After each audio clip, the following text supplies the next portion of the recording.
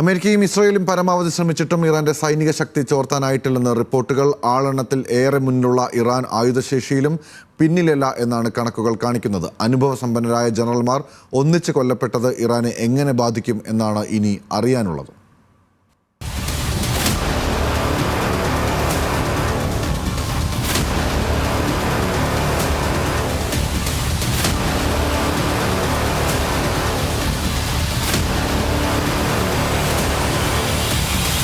ഇറാന് സൈന്യം 2 6 ലക്ഷം അംഗങ്ങളുള്ള പ്രധാന സൈന്യം, കൂടാതെ 2 ലക്ഷം സൈനികരുടെ റവല്യൂഷണറി ഗാർഡ്.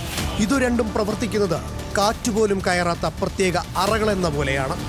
റവല്യൂഷണറി ഗാർഡിന്റെ നേതൃനിരയെ ഇസ്രയേൽ പലതവണ തുടച്ചു നീക്കിയെങ്കിലും അപ്പോഴൊക്കെ മുറികൂടി തിരിച്ചു വരുന്നതാണ് അനുഭവം.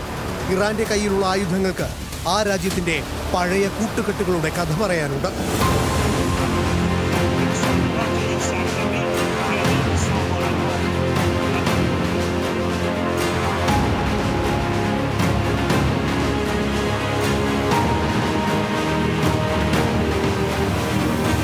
ആയിരത്തി 1979 വിപ്ലവത്തിന് മുമ്പ് അമേരിക്കയായിരുന്നു കൂട്ട്. അക്കാലത്ത് അമേരിക്ക നൽകിയ ആയുധങ്ങളുടെ നല്ലൊരു ശേഖരം ഇപ്പോഴുമുണ്ട്. പിന്നീട് സോവിയറ്റ് യൂണിയനായി. സോവിയറ്റ് യൂണിയന്റെ മാരകമായ ആയുധങ്ങളുടെ നല്ല പങ്ക് ഇപ്പോഴും ഇറാന്റെ പക്കലുണ്ട്. യുദ്ധവിമാനങ്ങളുടെ എണ്ണത്തിൽ പിന്നിലാണ് ഇറാൻ. പക്ഷേ ഡ്രോണുകളുടെ കാര്യത്തിൽ തമ്പുരാക്കന്മാരാണ്. യുക്രൈനെതിരെ റഷ്യ ഉപയോഗിച്ച ഡ്രോണുകളിലേറെയും ഇറാൻ നൽകിയതായിരുന്നു.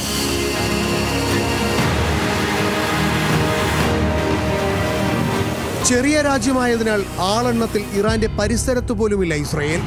സൈനികർ 1,70,000 മാത്രമാണ്. അതുകൂടാതെ 4 ലക്ഷം റിസർവ് സൈനികരും.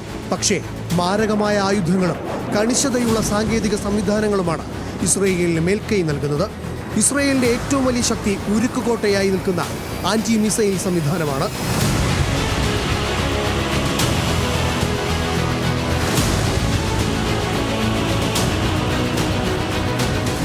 ഇറാനുള്ളത് 350 വിമാനങ്ങളാണെങ്കിൽ ഇസ്രയേലിന് 480 എണ്ണമുണ്ട്. ഇറാനുള്ളതിനേക്കാൾ ഉയർന്ന ശേഷിയും കൃത്യതയുമുള്ളതാണ് ഇസ്രയേലിന്റെ വിമാനങ്ങൾ. ഇറാന്റെ മിസൈലുകളുടെ ശേഖരത്തെക്കുറിച്ച് വലിയ അവ്യക്തത നിലനിൽക്കുന്നുണ്ട്. പുറത്ത് അറിയുന്നതിലും കൂടുതൽ മിസൈലുകൾ ഇറാൻ നിർമ്മിച്ചിട്ടുണ്ടാകാമെന്നാണ് വിലയിരുത്തൽ. ഇസ്രയേലിന്റെ മിസൈലുകളെല്ലാം കൃത്യതയ്ക്ക് പേരുകേട്ടതുമാണ്. ആളെണ്ണം കുറവുള്ള ഇസ്രയേലിനെ രക്ഷിക്കാൻ ഏത് സമയത്തും അമേരിക്ക ഇറങ്ങാമെന്നാണ് നിഗമനം. അങ്ങനെ അമേരിക്ക യുദ്ധത്തിന്റെ ഭാഗമായാൽ പിന്നെ ലോകക്രമം തന്നെ മാറി മറിയും. റഷ്യയും ചൈനയുമൊക്കെ മറുവശത്തുമെത്തും. ഇങ്ങനെ ഒരു യുദ്ധത്തിന് ഇറങ്ങരുതെന്ന് ബ്രിട്ടനും ഫ്രാൻസും ആവർത്തിച്ച് ഇസ്രായേലിനോടും അമേരിക്കയോടും പറയുന്നത് ഈ സാഹചര്യത്തിലാണ്.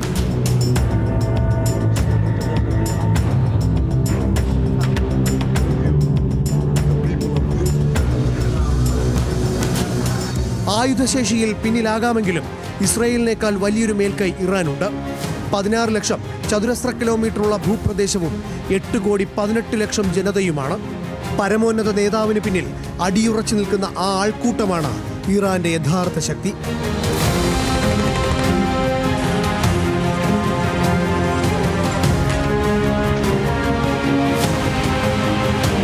International desk, news Malayalam.